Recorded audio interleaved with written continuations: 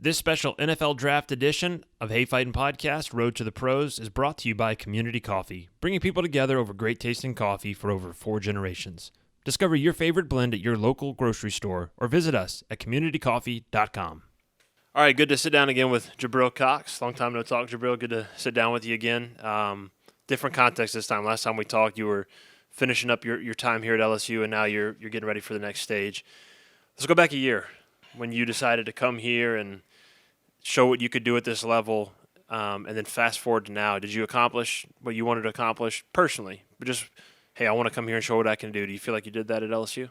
I think I definitely did. I just wanted to come out and compete against the best, and I think LSU coming here, I did that every day in practice and even on Saturdays. So I felt great with my decision, and I'd make it 20 times over again if I could. When you were leaving North Dakota State and deciding, all right, the next step in my life, do I want to go to the NFL? Do I want to transfer? And then this year, knowing, all right, I'm moving on and I'm moving to the next level. How different were those two experiences when you had to make the decision the first time versus, I think technically you could have come back just because of COVID and everything, but you came here and did what you needed to do. How different was leaving North Dakota State and then leaving LSU? Yeah, it's pretty different. North Dakota State, they're the ones that really gave me my chance and gave me a shot. So that's all I knew. That's the only cause that I knew going through 4 years. So just leaving them, I knew it was bittersweet, but they all supported me, and I gave my all to the program. So when I was coming here, I already had in mind just automatically that I'm just going to do my best this one semester, one season, and leave. So that was just my mindset going through the season. How weird is it that you came to LSU and you never got to deal with 102,000 people in Tiger Stadium? Does that bother you, or is it just something you just got to take and roll with? Yeah, it's something that I got to take and roll with, but it's something that I wanted. I wanted the over 100,000 just screaming fans, but the 25,000 is more than we had at North Dakota State. So that's a good point. Let's look on the bright side. What was your experience like here on the field? You know, you come from the FCS level where you won 2 national championships? Three national championships. You come to a national championship program. The competition is a step up, certainly, and you kind of found your way. And I think certainly by the end of the year, you obviously showed what you were capable of. How different was the speed of the game, the physicality of the game? Because you're about to make that next step, right? From FCS to SEC is one step. From SEC to NFL is another step. How different was that first step coming to the SEC and the speed and strength of athletes? Right. The difference was the amount of athletes that I had around me.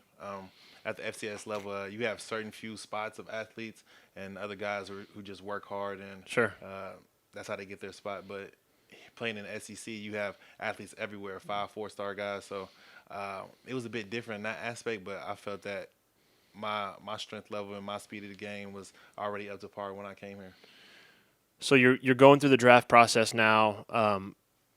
The last time you played in Tiger Stadium, you take off your jersey, your college career is done, and then you start embarking on your professional career. What were the areas that you targeted? What was the self-evaluation of, all right, here are my strengths, here are my weaknesses, here's how I make my strengths better, here's how I shore up my weaknesses? What was that process like? Yeah, it was a pretty strict process. I knew after the season, I just want to reflect on what I did well and what I did bad, and I was just studying the greats, seeing what they do, especially during this training season. I wanted to get stronger. That's something you can always get better at, is gaining strength and just getting healthy overall. I've had a couple nicks and knacks here and there, so just getting healthy and just getting stronger was one of my main focuses this past off training season. I was reading an article the other day, I think it was from Pro Football Focus, and they were talking about how I'm going to get the terminology wrong. I'm not a football terminology guy. How the will linebacker is not a part of the game anymore. Maybe it was the Sam linebacker. One of those linebacker spots. The 4-3 is kind of gone away, given way to the 4-2-5, the nickel, whatever. But it was more about the modern linebacker and what's required of the modern linebacker. And again, I'm not a football expert, but I just look at you and I see your intelligence and there's a screen, by the way. We're going to have a couple of those. We're just going to have to power through those. I see your intelligence, your speed, your strength, and I feel like it's the perfect fit for the modern linebacker. So is that your selling point to NFL GMs and to these scouts? Like, hey, this is what my game fits this game. I can cover, as we saw against Florida and so many other teams. I can get in the box and tackle. Is that kind of what your argument is on why should we draft Jabril Cox? Well, here's why. Yeah, definitely.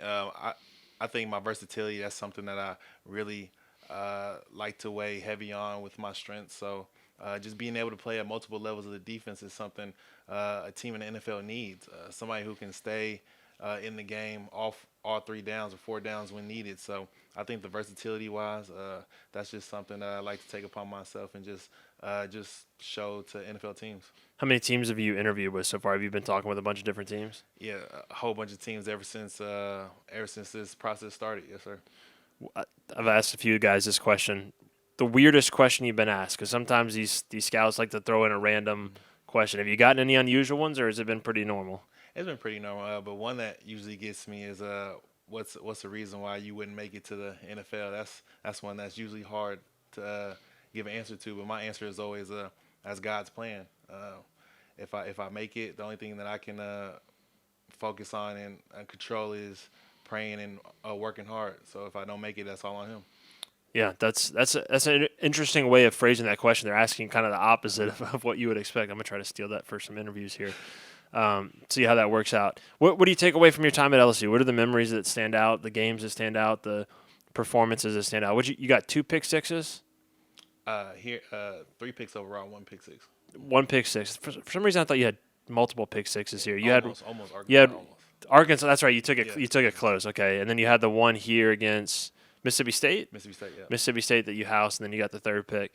But what are the individual moments and team moments that'll stand out from your short but productive time at LSU? Yeah, definitely a team moment going down in Florida in the swamp. By the way, you just didn't even blink when the scream came through. That was super professional. NFL scouts take notice. He's unflappable. Yeah, but definitely going into the swamp with the amount of guys we had out and just the amount of young players that we had. I think everybody counted us out. Even some LSU fans counted us out. So just going in there and upsetting them while they were 6th ranked, that's something I always take. You, not to blow smoke here, but you balled that game. Like, that was one of your best games. Would you put that as one of your better games? Oh, yes, sir. When they always ask, I definitely say Florida. That's one of the games that comes to mind. Yeah. But I'll definitely remember just the amount of friendships that I gained from the teammates here, because I was up in North Dakota, so that's a different vibe. And then coming down here, a lot of these guys, friendships that'll last a long time. Yeah. Did Pitts play in that game for Florida? I can't even remember. Oh, he didn't. No. He didn't. Okay. No, they were resting him. That's right. They were resting him. Well, okay. I'm not gonna comment on that. I'm gonna get myself in trouble. All right. I'm an NFL GM. I kind of asked you this, but I'm gonna ask you more specifically. Why should I take you? Why should I draft you? What are you gonna bring to my defense? I bring a good character guy who's always willing, trying to get better any way possible. That's either I want to be the best that I can. I'll do the little things right each day trying to get 1% better. So I'm one of those guys who just tries to take everything in and just wants to be the best person I can. That's good. Have you practiced that answer?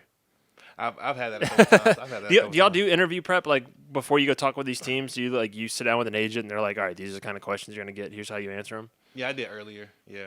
But this kind of just comes natural, whatever comes to mind. Sure. How different is it from like a conversation we're having or a media session where it's, you did the Zoom media this year, so I guess it was a little bit different. Are most of the conversations on Zoom, or are you doing any of these in person? Yeah, all these are on Zoom. Okay. Except for, when I went to the Senior Bowl, it was all, we had a glass between us. Sure. So how different is it, like, from the Zooms you did with the LSU media this year where they're like, hey, Jabril is so-and-so from The Advocate, just want to ask you about the defense, whatever, versus an NFL scout being like, hey, why should I pay you money to play football, basically? Yeah, definitely. It's you just want to sell yourself. Yeah. Sell yourself a lot more. Just give all your good, all the things that you're willing to do. But when you talk to other media, you just want to kind of stay content and kind of mellow. But when you're going to get interviewing with these NFL GMs, you just want to sell yourself as best as you can. Yeah. Is there a guy, maybe it's a former teammate, maybe somebody you played with at North Dakota State, or maybe one of these guys up here with their pictures up here, when you get to the next level and you line up across from them, or maybe it's somebody that you've been watching that's been in the NFL for a few years. Is there somebody that you look at, like, man, I can't wait to play against that guy, go against that guy, test myself against that guy, or just be on the same field with that guy. It'll be a surreal experience. Is there any names like that come to mind that when you do put on that jersey for whoever picks you, that, okay, playing against this guy's going to be cool? Yeah, definitely. Especially Hall of Fame guys that are playing right now, such as Brady. Yeah. You could say Gronkowski, Travis Kelce, Yeah. especially being a linebacker, having to guard them, Mm-hmm. getting a PBU or something off of them. That'd be great. Just going against those guys, because when I was younger, I watched those guys. So I was in middle school, elementary school, especially Brady. I'm about to say, Brady, you Yeah, were probably Brady, in nursery school or something.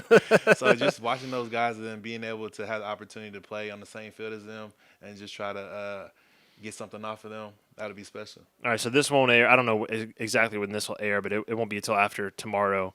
I don't think physically you're doing anything tomorrow. Right now. But your numbers, let's just throw them up on a wall. If Jabril Cox was doing everything tomorrow, what numbers are we hitting tomorrow?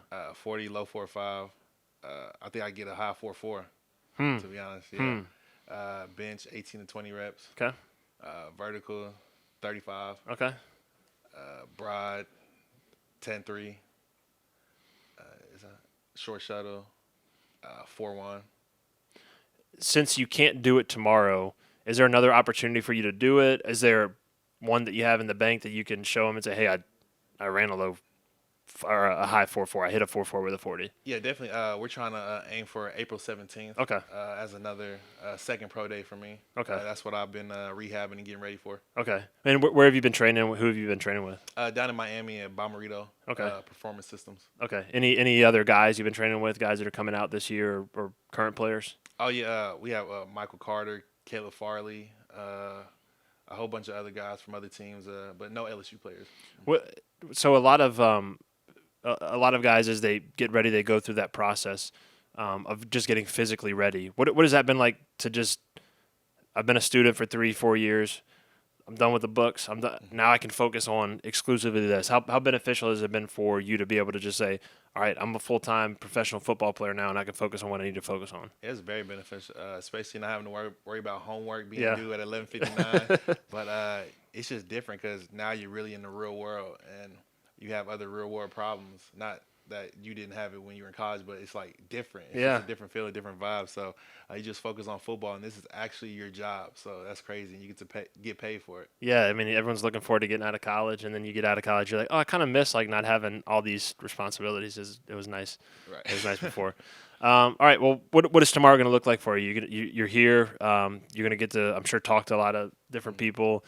You're back at LSU for one last stop. What are you looking forward to about tomorrow? Yeah, just cheering on my teammates, just giving them the best support that I can.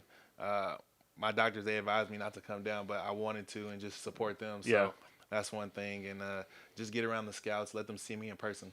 Who listens to doctors anyway? We don't need to listen to doctors. They don't know what they're talking about. Look, this is what we're going to do. You'll be sitting around doing nothing tomorrow all day. I'll be sitting around doing nothing all day. We'll just hang out. We'll do another podcast. You can provide live commentary. I mean, maybe once your playing career is done, any interest in going into media, we can get some reps in tomorrow, and you can have your tape ready for them. Right. So, hey, that sounds good. I'm all for it. I'm all for it. All right, plenty of TV guys coming out of LSU, so no reason you can't be the next one. Jabril, appreciate it, man. Thank you. Thank you. Appreciate it.